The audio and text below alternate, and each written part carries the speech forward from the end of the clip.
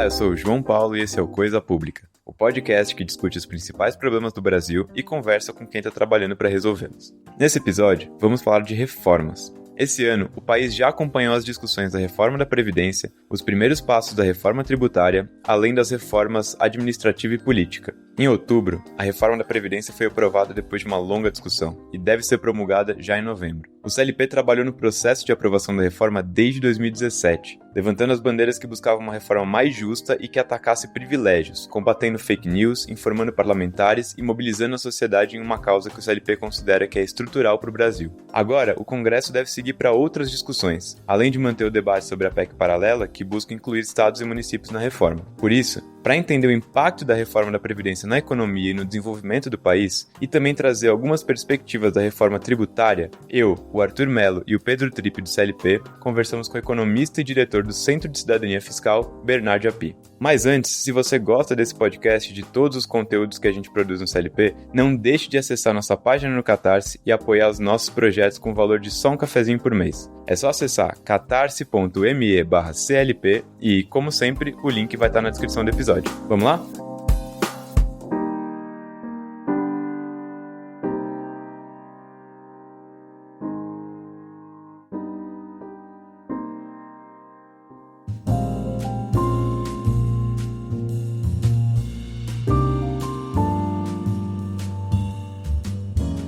Então, para começar, Bernardo, quem é você no Estado Democrático de Direito?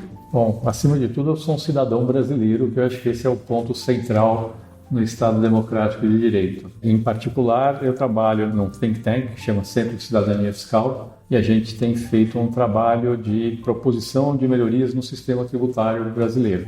Então, eu trabalho na formulação de propostas de políticas públicas sem estar no governo, que é ótimo, diga-se de passagem, porque você faz um trabalho interessante e não tem que aguentar todas aquelas pressões e aquelas dificuldades que você tem quando você está no governo. Bacana. E você, Trippe? Bom, meu nome é Pedro, eu trabalho no CLP, na área de assessoria técnica da reforma da Previdência e no Estado Democrático de Direito. Eu sou mais um cidadão buscando reformas estruturais para o Brasil. Arthur? Eu trabalho no Centro de Liderança Pública também, com a área de mobilização. No Estado Democrático de Direito, eu sou mais um cidadão também, estudante que pensa, ajuda dentro do CLP a mudar o Brasil, implementar as reformas e pensar no novo jeito da gente seguir em frente. Maravilha, pessoal. Acho que é um time bom para a gente conversar sobre uma reforma estrutural que acabou de ser aprovada essa semana, que foi a reforma da Previdência, né? Ela não foi completamente aprovada com todas as questões que o CLP defende, ainda tem algumas questões como estados e municípios e outros detalhes, mas é uma grande vitória para a gente. E eu acho que para a gente falar sobre a importância dessa vitória, eu queria entender com vocês por que o Brasil precisava de uma reforma da Previdência. Bom, esse é um ponto bastante claro. O Brasil, por vários motivos, precisa de uma reforma da Previdência. Um país, quando ele decide sobre a sua estrutura fiscal, ele decide como ele vai financiar a sua estrutura e onde ele vai gastar o dinheiro. O Brasil é um país que, provavelmente sem fazê-lo conscientemente, tinha feito uma opção em gastar muito mais com pessoas idosas, um valor altíssimo em relação a outros países e, na verdade, de certa forma, descuidar do resto das políticas públicas. Então, o Brasil, quando você olha o quanto ele gasta em previdência em relação ao perfil etário que ele tem, você considera a previdência do regime geral de previdência do setor privado, os regimes próprios de previdência do setor público e mais as transferências de renda para idosos assistenciais, o Brasil gasta mais de 14% do PIB com benefícios para idosos, quando países que têm perfil etário semelhante gastam 4% ou 5% do PIB nessas transferências. E isso acontecia por vários motivos. Um dos motivos é que o Brasil tinha um sistema ultra generoso de benefícios. Só que esse sistema ultra generoso de benefícios tem duas consequências. Um, ele custa muito caro e, portanto, ele rouba recursos de outras possíveis áreas de ação do setor público ou exige uma carga tributária muito alta e, simultaneamente, ele é pouco justificável socialmente. Então, no Brasil, por exemplo, nós ainda temos, mas vai mudar, um sistema em que pessoas poderiam se aposentar em idades muito baixas por conta da aposentadoria por tempo de contribuição, que em média, me corrijam se eu estiver equivocado, era 53 anos para as mulheres, 56 anos para os homens na aposentadoria por tempo de contribuição. Só que uma pessoa nessa idade, ela está em plena condição de trabalhar ainda, quase todos os casos. Não faz sentido que a sociedade inteira tenha que pagar para que uma pessoa que está em plena capacidade de trabalhar receba recursos pela sua aposentadoria. E isso beneficiava, sobretudo, as pessoas das faixas de renda média e mais alta, porque as pessoas mais pobres geralmente não conseguem se aposentar por tempo de contribuição, porque tem uma vida laboral muito que entra e sai do mercado de trabalho recorrentemente. Outro motivo é que no Brasil, servidores públicos tinham um regime previdenciário que acabava sendo mais generoso que no setor privado, principalmente para aqueles de renda elevada, porque o setor privado tem um teto de R$ 5.800 e poucos reais, no que eles recebem da Previdência, e no serviço público não tinha esse teto. Se houvesse um equilíbrio atuarial entre que os servidores contribuem o que eles recebem, até não seria um grande problema, mas na verdade havia um desequilíbrio atuarial, o que significa que o resto da sociedade estava pagando para que essas pessoas tivessem benefícios melhores que os do setor privado. De novo, a reforma da Previdência, ainda que uma transição que, do meu ponto de vista, poderia ser mais curta, vai fazer com que a Previdência do setor público e do setor privado convirja completamente. Esse é um processo que já se iniciou lá em 2003, mas que vinha muito lento e que agora, com a nova reforma da Previdência, vai convergir. Então, a pergunta é, às vezes, e finalmente nós temos uma questão fiscal, que é o que mais aparece. O Brasil hoje está quebrado, o governo federal está quebrado, os estados estão quebrados, os municípios estão quebrados, e uma das principais causas para esse desajuste das contas públicas é claramente a Previdência Social. No caso brasileiro, o déficit da Previdência é muito maior do que todo o déficit primário do governo central. Se você tivesse uma Previdência equilibrada financeiramente, a gente não estaria em crise fiscal hoje no Brasil. E os gastos com Previdência crescem aceleradamente porque o Brasil está envelhecendo aceleradamente. Então, se não fosse a reforma da Previdência, a gente entraria numa trajetória explosiva das contas públicas brasileiras por conta do ritmo de crescimento dos gastos da Previdência. Então, em suma, o que nós estamos falando? Por que ela é importante? Ela é importante porque ela é necessária para que o Brasil tenha uma trajetória sustentável nas contas públicas. Ela é importante porque, ao menos no longo prazo, ela vai abrir espaço para você definir outras prioridades para a despesa pública. E ela é importante porque o nosso sistema previdenciário hoje, que está sendo modificado, é socialmente injusto. Então, tudo isso justifica a reforma da Previdência que está sendo feita, que foi aprovada agora pelo Congresso Nacional. Muito bem. Aproveitando esse gancho, Tripe, eu queria que você trouxesse um pouquinho dos dados, né? A gente tem esse déficit. Você sabe me dizer qual que é o tamanho desse déficit que a gente tinha até então e agora? O quanto dele foi resolvido, ou pelo menos houve uma manutenção dele com a aprovação dessa PEC que a gente tem hoje, que é a PEC 06? Olha, JP, o déficit, quando você considera todos os entes, a União, Estados e municípios, da Previdência, está na casa de 5% do PIB, mais ou menos. Então é um número muito grande e, como o professor colocou muito bem, a Previdência ela virou uma espécie de um buraco negro. Ela suga recursos de todas as áreas, não permitindo investimento público, não permitindo que o Estado tenha margem, inclusive, para adotar políticas públicas para, por exemplo, apoiar cidadãos mais pobres, né? Então a reforma ela é muito importante também porque ela abre margem no orçamento para o Estado poder, por exemplo, ampliar programas sociais com Bolsa Família, etc., que tem uma focalização muito boa em setores mais vulneráveis da população. A gente está conversando aqui e a gente acabou tocando no assunto justamente no caso da Previdência, os mais pobres se aposentarem mais tarde e toda a questão tributária, né, que o professor tem falado muito há bastante tempo.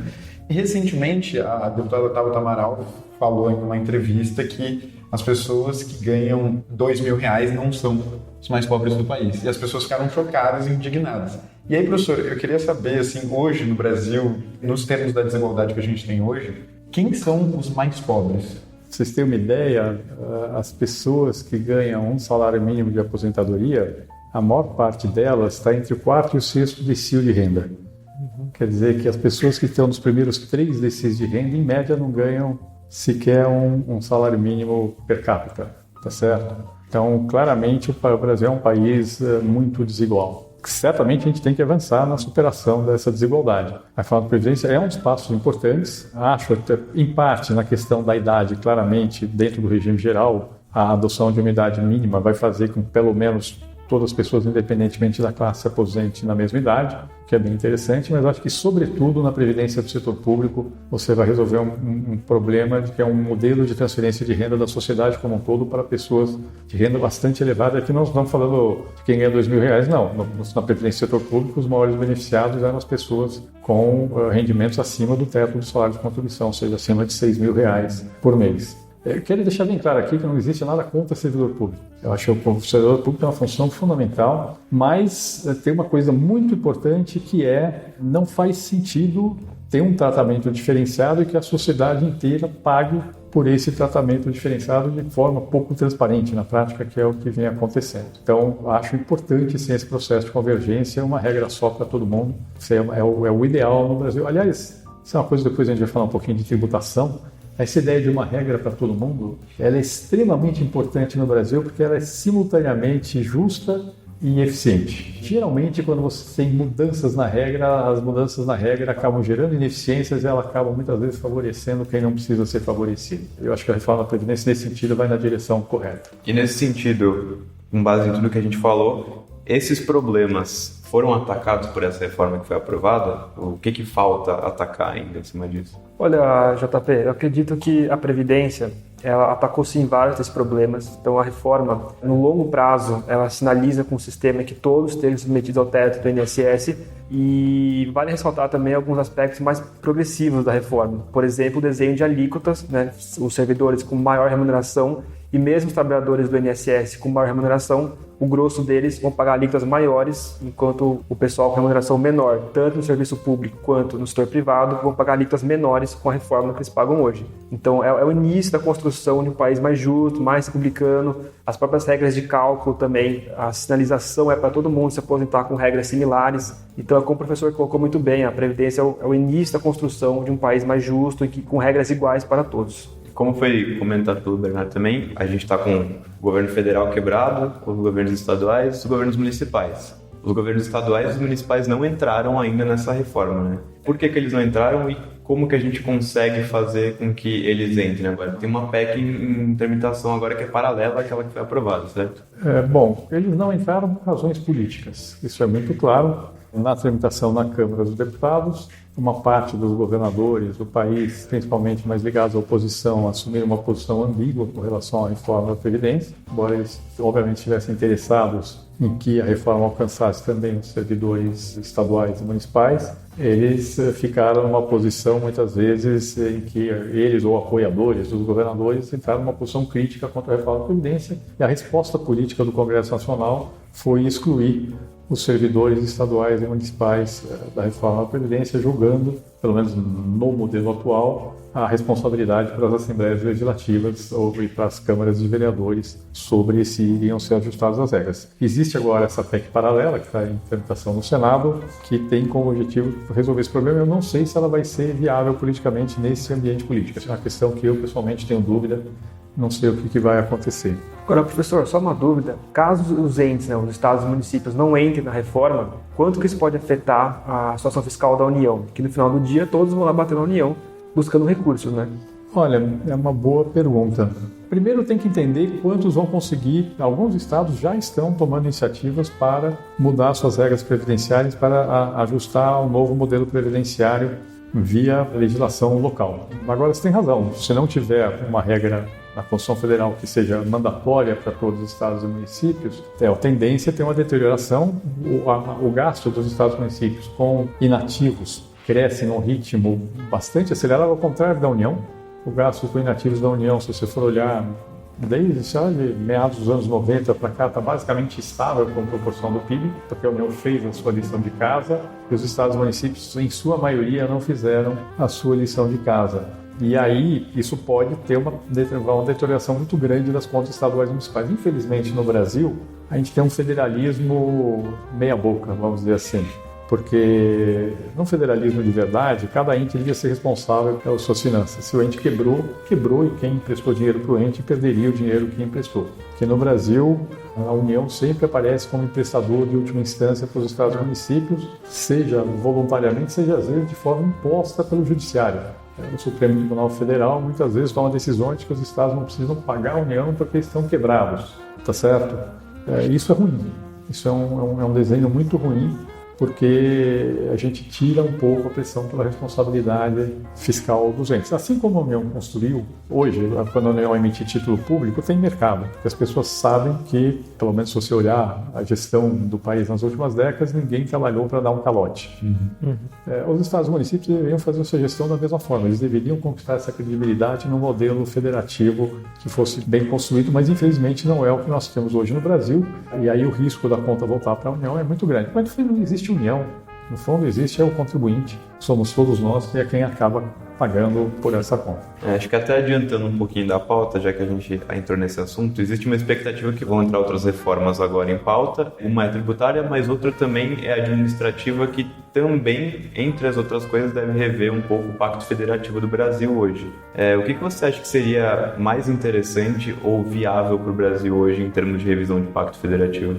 Eu não sei o que vai vir de proposta. O que eu gostaria que o Brasil migrasse para ter um pacto federativo em que sim existe no Brasil é um país que tem desigualdades regionais muito grandes e isso exige sim uma atuação do governo central. Você tem que sim redistribuir recursos dos estados mais ricos para os estados mais pobres e o governo federal em boa medida já faz isso. Mas sendo feita essa atividade redistributiva, o que eu realmente gostaria do desenho de pacto federativo era que, de fato, você definisse que cada ente é responsável pelas suas finanças. Tirar essa rigidez absolutamente excessiva que nós temos nas finanças públicas e ser responsável por suas finanças no limite, é isso que eu falei, é você no limite quebrar. Se quebrar, quebrou. Então o ente tem que ser responsável, ou então que aumente a sua carga tributária para poder os entes federativos no Brasil têm autonomia de gestão de receitas. Então se eles são irresponsáveis, que a população do próprio estado ou do próprio município pague pela irresponsabilidade dos seus dirigentes, porque assim eles vão escolher dirigentes que eles sabem que não vão jogar conta para eles. Agora, professor, além do tema da reforma administrativa, temos o tema da reforma tributária, né, que o senhor conhece como ninguém.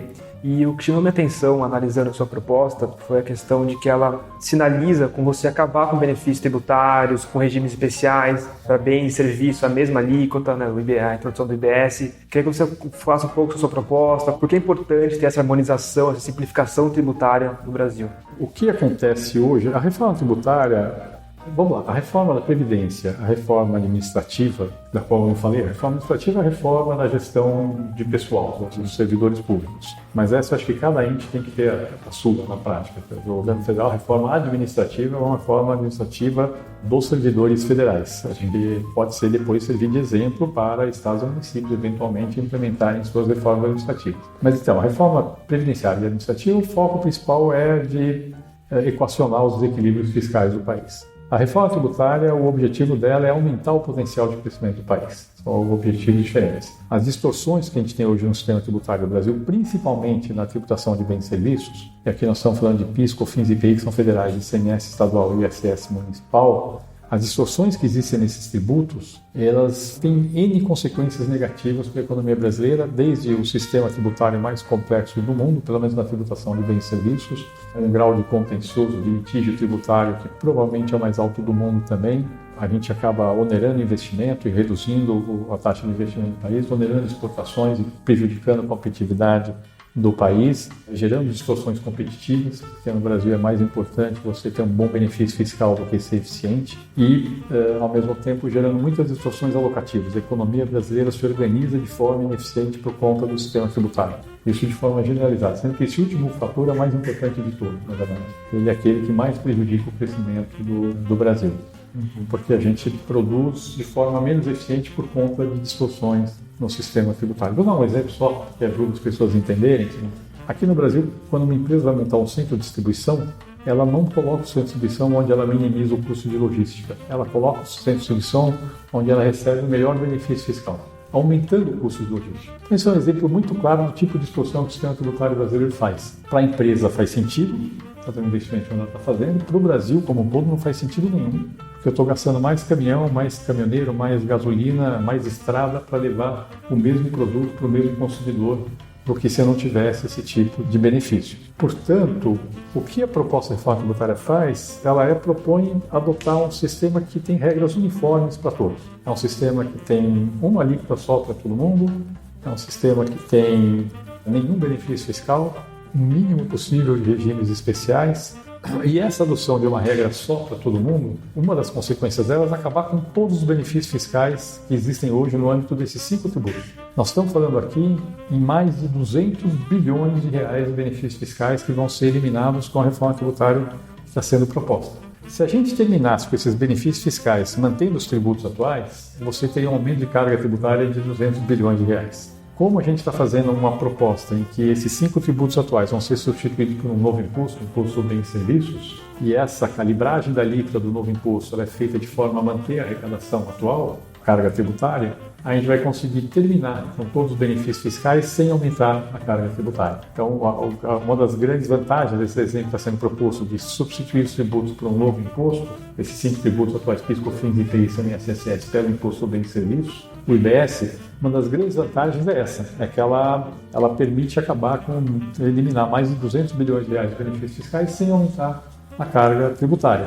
E, ao mesmo tempo, eliminar essas ineficiências, como, por exemplo, essa ineficiência que eu dei na montagem de um centro de distribuição, reduzir enormemente o custo burocrático de pagar imposto, eliminar a pressão política para ter benefícios do setor A ou B, ou da empresa A e B, que hoje, de forma republicana ou não republicana, vão atrás de benefícios, tá certo? Vão no balcão, você abre o balcão para negociar benefícios, não tem mais balcão nesse novo modelo, e tudo isso tem um impacto enorme sobre o potencial de crescimento da economia brasileira.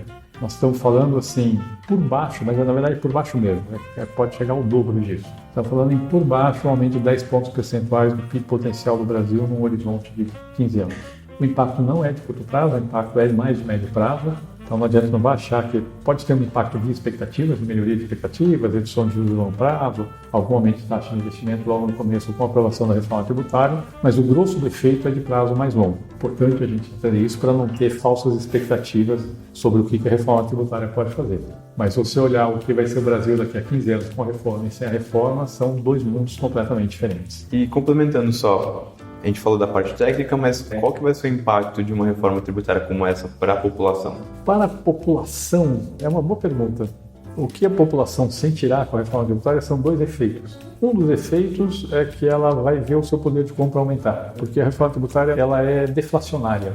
E aí o exemplo de novo do caminhão lá do incentivo para o centro de distribuição funciona. Porque quando eu elimino essa distorção, que são os benefícios tributários atuais, não aumento o custo tributário, mas eu reduzo o custo econômico de produção, que nesse exemplo que eu dei é o custo de logística.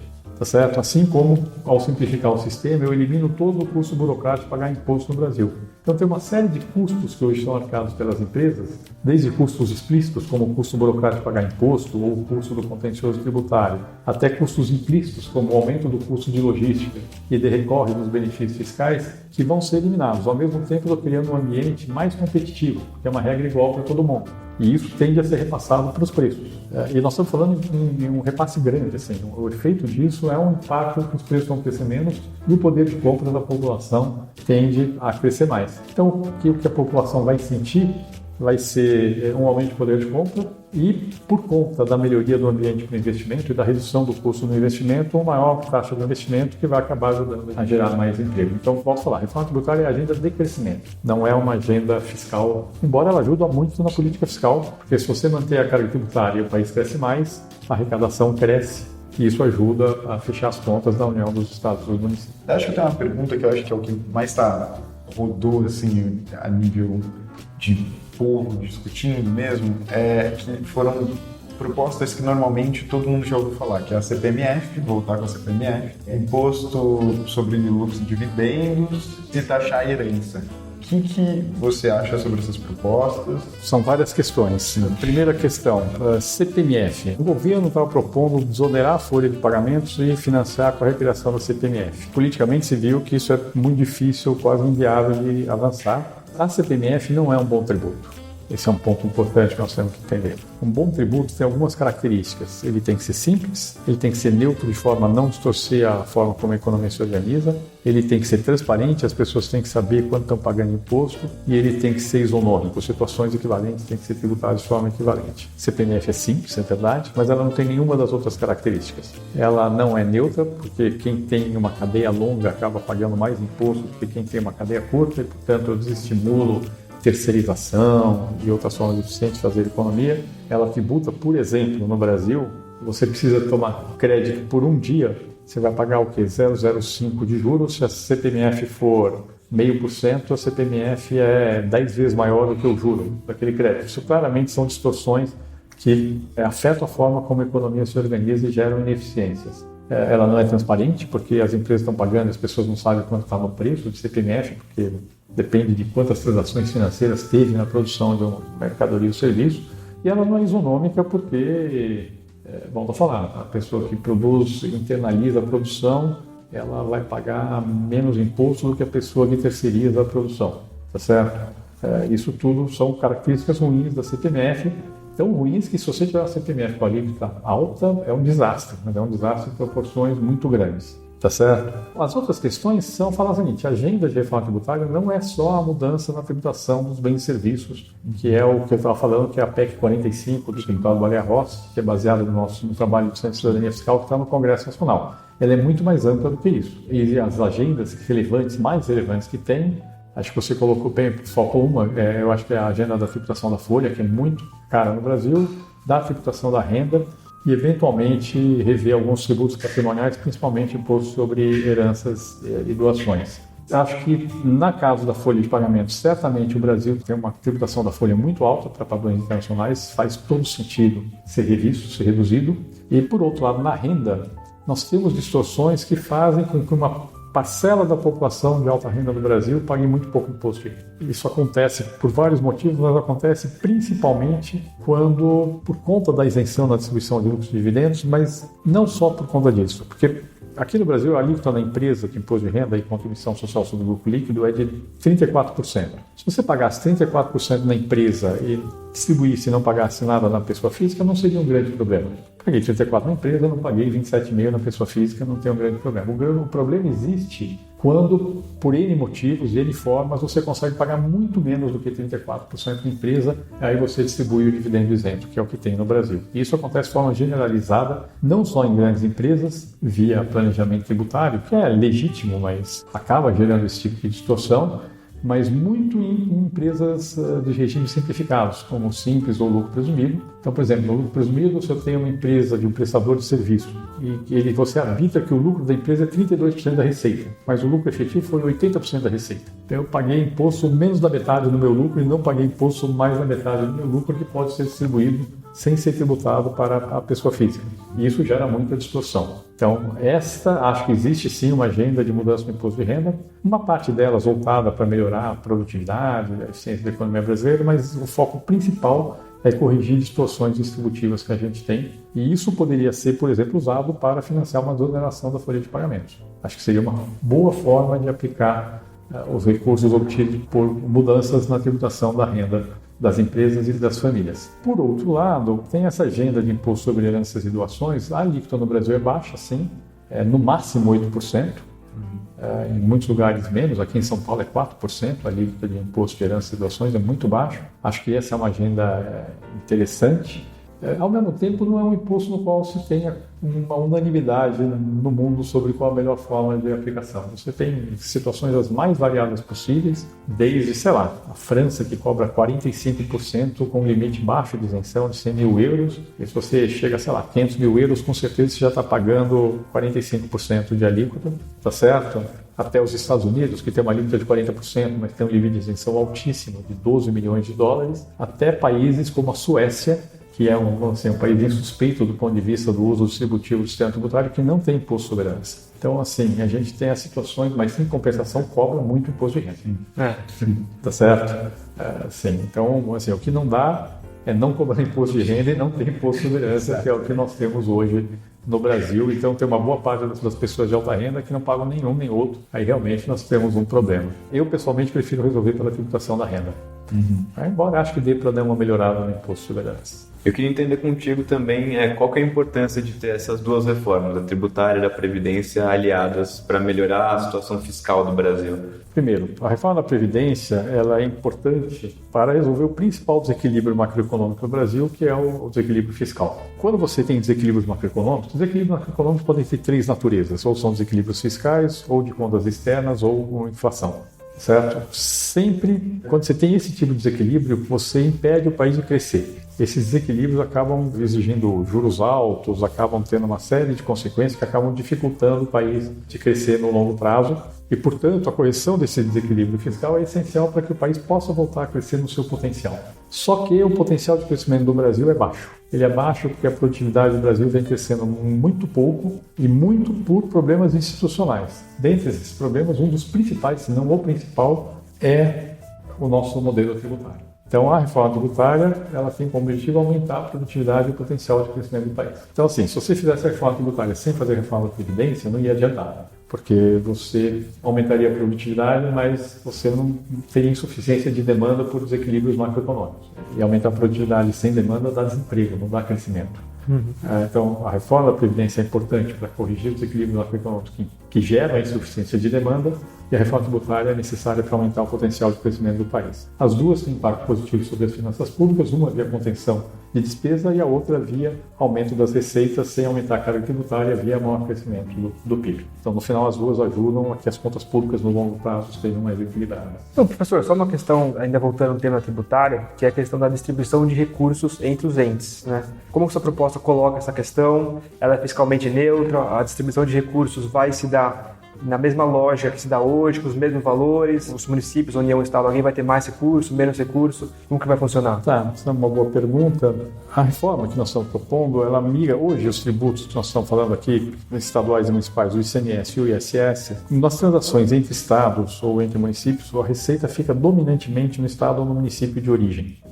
Que é o que a gente chama a tributação da origem e a tributação da produção. E a tributação do destino é a tributação do consumo. Um bom sistema tributário de tributos sobre bens e serviços de caráter geral, ele tributa o consumo e não a produção. Então, o bom sistema de tributação de bens e serviços tributa no destino. Ou seja, numa transação interestadual e intermunicipal, a receita tem que pertencer ao estado e ao município de destino daquela operação. E isso, a proposta de reforma tributária da PEC 45, ela vai nessa linha, ela propõe migrar para a tributação no destino. Só que quando você sai na distribuição atual de receita, e ela mantém a carga tributária total. O problema é que quando você sai da distribuição atual da receita entre estados e municípios para a nova distribuição, que é pelo destino, ou seja, proporcional ao consumo, tem estados e municípios que aumentam a participação no bolo e alguns que reduzem a participação no bolo.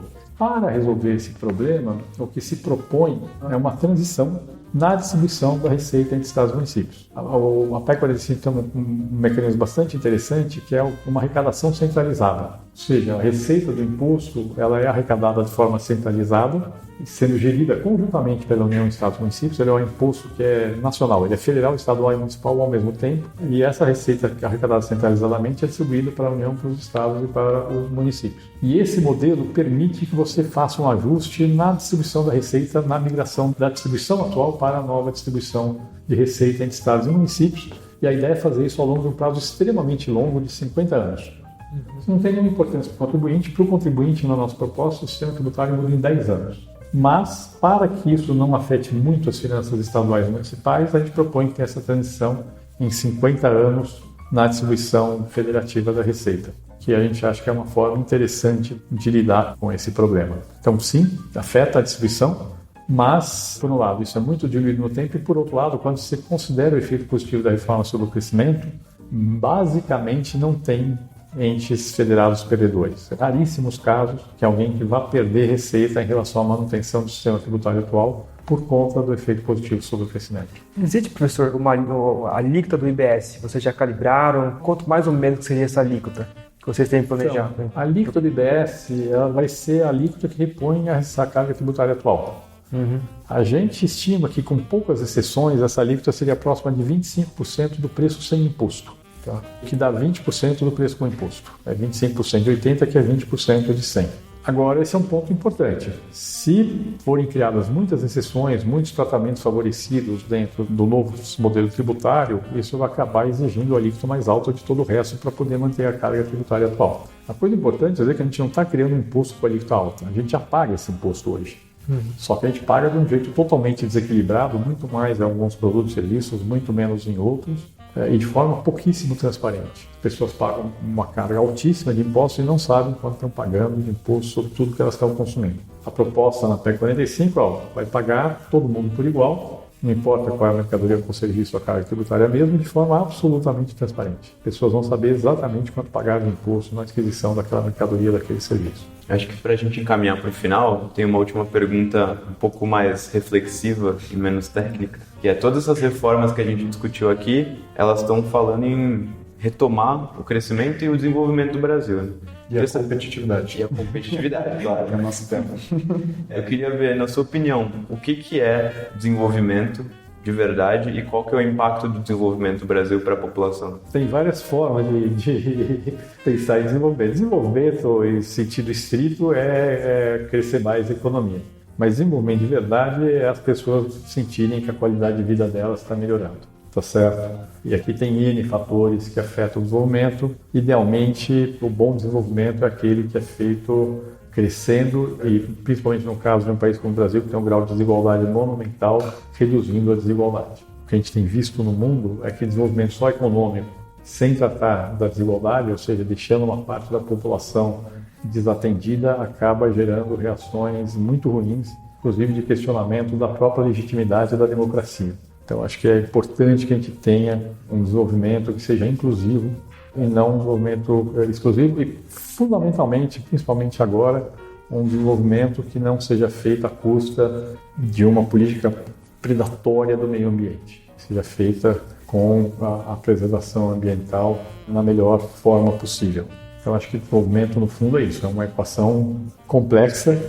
Ele exige crescimento econômico, no caso do Brasil, necessariamente melhoria na distribuição de renda e preservação do meio ambiente. Acho que esse é um desenvolvimento sustentável, que as pessoas possam sentir que a sua qualidade de vida está melhor e possam sentir que gerações futuras não tenham que pagar pelos erros que nós estamos cometendo na nossa política de desenvolvimento hoje.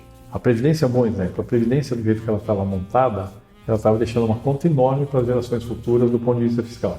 Se você faz uma política de desenvolvimento que não cuida do meio ambiente, você vai deixar uma conta enorme para as gerações futuras, mas do ponto de vista ambiental e não do ponto de vista fiscal. Então, o desenvolvimento sustentável é aquele que a gente não deixa conta nenhuma para as gerações futuras. O que a gente fizer, a gente tem que pagar na nossa própria geração. Ótimo, professor. Daí, onde que eu acho o seu trabalho? Que site que eu entro? Para onde que eu vou?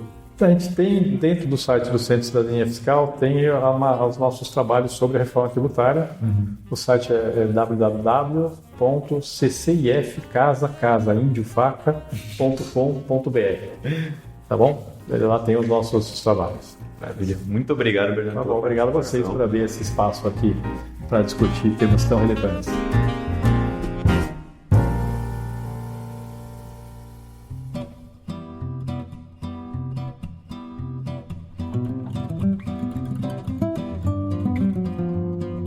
Esse foi o Coisa Pública, podcast que discute os principais problemas do Brasil e conversa com quem está trabalhando para resolvê-los. Se você quiser fazer sugestões, contribuir para o debate ou só mandar um oi, pode falar com a gente mandando um e-mail para contato@clp.org.br. Mais uma vez, apoie nosso projeto no Catarse em catarse.me/clp ou, se não puder, não deixe de indicar esse podcast para os seus amigos e levar essa discussão mais longe. Também não se esqueça de seguir todos os canais do CLP para não perder nenhum dos nossos conteúdos. Muito obrigado e até a próxima!